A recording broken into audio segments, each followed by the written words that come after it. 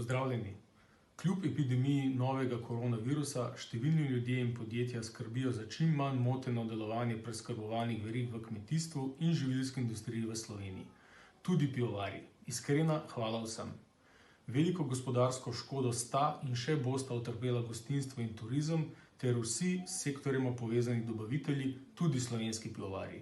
V Sloveniji in na evropski ravni obstaja zavedanje, da je delovanje gostinstva in turizma tesno povezano s pivovarji in drugimi proizvajalci pijač.